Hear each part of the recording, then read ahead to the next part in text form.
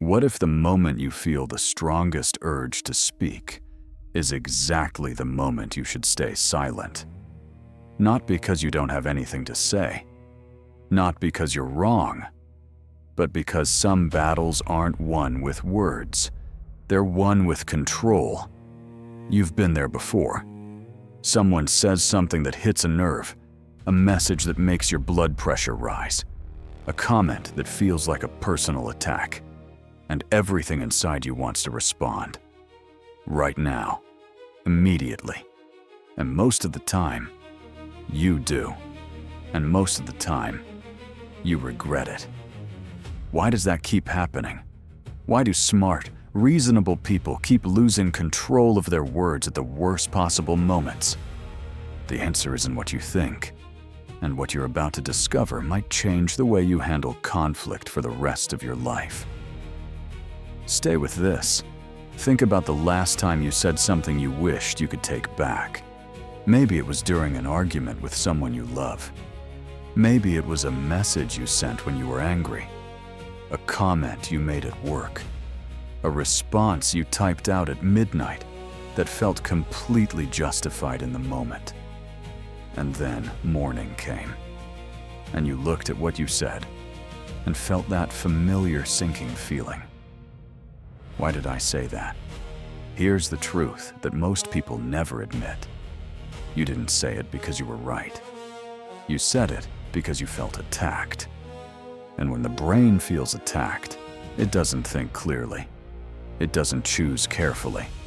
It just reacts. Fast. Hard. Without thinking about consequences. Because your brain has one job above everything else: protect you. And when something triggers your emotions, your brain fires a chemical alarm. Cortisol floods your system. Your heart rate climbs. Your thinking narrows down to one thing: defend yourself. Now. And in that state, you say things that damage relationships that took years to build. In that state, you send messages that can't be unsent. In that state, you lose something far more valuable than the argument. You lose your peace. But here's what almost nobody understands about that moment. Silence is not what it looks like from the outside. Most people think silence means you have nothing to say, or that you're afraid, or that the other person won. But that's not what silence actually is. Silence, used with intention, is one of the most powerful things a human being can do.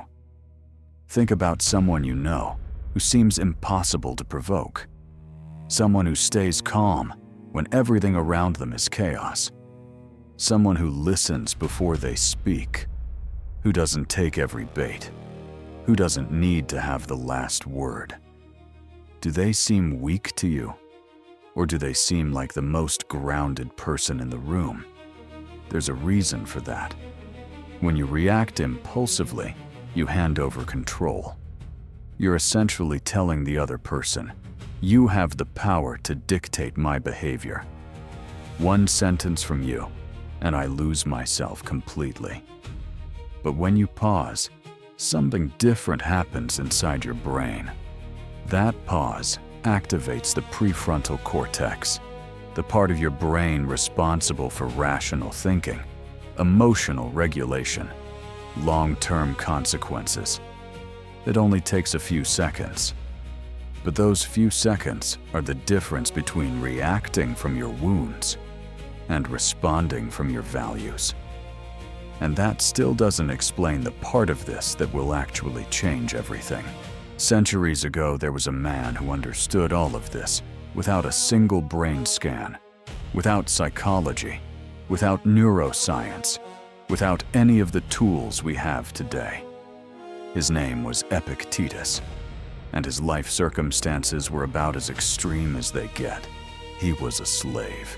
He had no freedom, no property, no control over what happened to him from one day to the next. And yet he became one of the most psychologically free human beings who ever lived. Because he discovered something that most people spend their entire lives missing. He understood that although he couldn't control what happened to him, he could always control his response to it. Always. No one could take that from him. Not his owners, not his circumstances, not the pain, the humiliation, or the injustice. He wrote about something that feels almost radical when you first read it. He said that people are disturbed not by what happens to them, but by their judgments about what happens to them.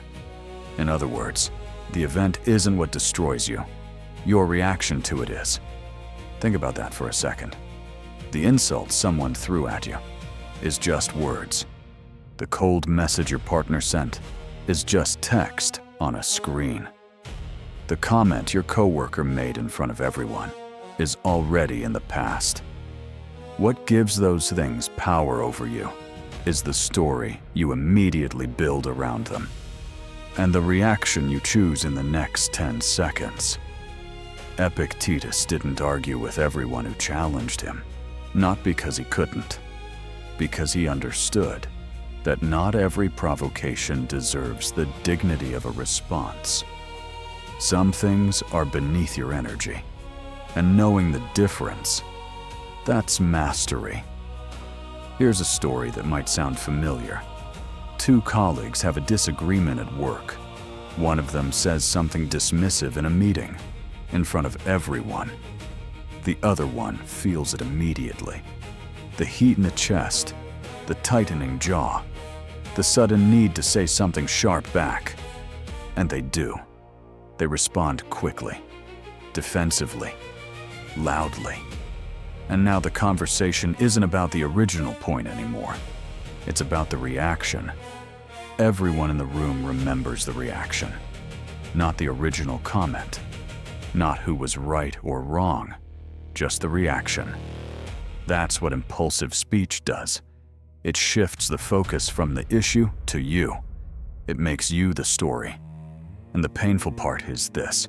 The person who made the dismissive comment moved on in about 5 minutes, but the person who reacted carried it for days, replaying it, regretting it, wondering what people thought. One reaction, days of cost. Now imagine the other version, the same comment, the same heat in the chest, but this time a pause, just a breath, a moment of stillness. And then, nothing. No reaction, no defense, no escalation, just calm. And in that calm, something powerful happens. The other person doesn't get what they were looking for. The room doesn't explode, and you walk out of that meeting with your dignity completely intact. That's not weakness. That's the hardest thing a human being can do in that moment. So how do you actually practice this? How do you build the kind of self-control that holds up when emotions are running high? It starts before you open your mouth. First, notice the trigger, that heat in your chest, the tightening in your throat, the sudden urgency to respond. That feeling is information. It's your alarm system firing. And the moment you recognize it, you've already created space between the trigger and your response. Second, pause before you speak. Not forever. Just long enough to breathe once. That single breath can be the difference between saying something you mean and saying something you'll spend weeks trying to undo. Third, ask yourself one question. Will this matter tomorrow? Not in the heat of the moment. Honestly. Will this argument, this comment, this response actually matter in 24 hours? Most of the time the answer is no. And if the answer is no, your energy is too valuable to spend here. Fourth, ask yourself who's in control right now. Is this response coming from clarity, from your values, from who you actually want to be? Or is it coming from ego, from pride, from the need to win? Because ego wants the last word, always. But wisdom knows when the last word isn't worth the cost. And fifth, choose what you're protecting.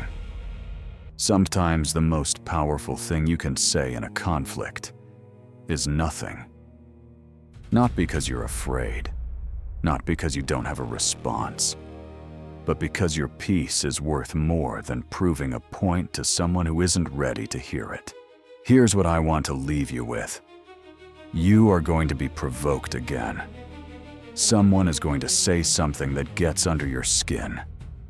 Someone is going to challenge you, dismiss you, or try to pull you into a conflict that serves no one. And in that moment, every instinct you have is going to push you toward a reaction. But you have something now that you didn't have before. You know what that urge actually is. You know what's happening in your brain. You know what the pause can do. And you know that the strongest response isn't always the loudest one. Not every battle deserves a response. Not every attack deserves your attention.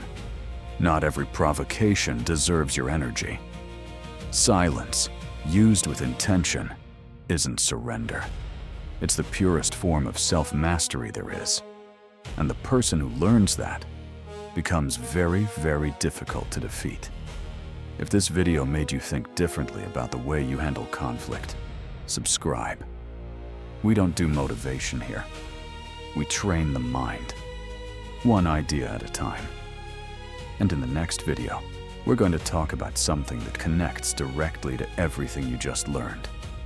The ego always wants the last word, and understanding why changes everything.